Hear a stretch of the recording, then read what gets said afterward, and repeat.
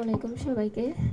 আপনারা জানেন যে এশিয়ান কাপ কোয়ালিফাই করার পরে খুব বেশি সময় পাইনি আমরা এই টিমের সাথে প্র্যাকটিস করার।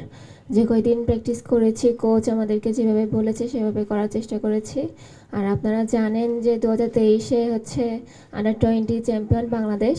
আমরা চাইবো এই ধারাবাহিকতা বজায় রাখার। এখানে আমাদের প্রতিপক্ষ থাকবে নেপাল, ভুটান, শ্রীলঙ্কা। 3টি টিমে স্ট্রং টিম, কোনোভাবে আমরা কাউকে ছোট করে দেখব না, সবাই এখন ভালো খেলে। তো আমরা চেষ্টা করব ম্যাচ বাই ম্যাচ উইন করার, যেহেতু যাদের পয়েন্ট বেশি থাকবে তারাই জিতবে। আমরা চাইবো আমাদের পয়েন্ট যেন হাইস্ট থাকে, আমরা যেন সেই চেষ্টা করব।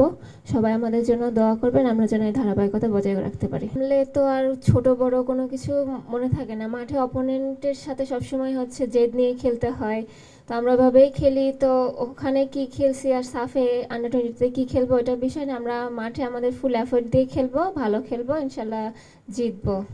আমরা হচ্ছে আন্ডার-20 আর সিনিয়র টিম একসাথেই প্র্যাকটিস করছি এতদিন মায়ানমারে খেলতে যাওয়ার আগে। আর আমরা যখন মায়ানমারে খেলতে গেছি বাকিরা এখানে হচ্ছে ট্রেনিং করেছে, তো কম বেশি আমরা একসাথেই খেলছি। তো আমাদের হচ্ছে কম্বিনেশন ভালোই। আর আমাদের লক্ষ্য থাকবে হচ্ছে প্রত্যেকটা ম্যাচই জেতার। নেপাল, ভুটান, শ্রীলঙ্কা যাদের সাথে হচ্ছে 2বার করে খেলা হবে, আমরা চাইবো প্রত্যেকটা ম্যাচই উইন করতে, যেহেতু পয়েন্টে হচ্ছে যারা এগিয়ে থাকবে তারাই চ্যাম্পিয়ন। তো আমরা চেষ্টা করব আমরা যেন এগিয়ে থাকতে পারি।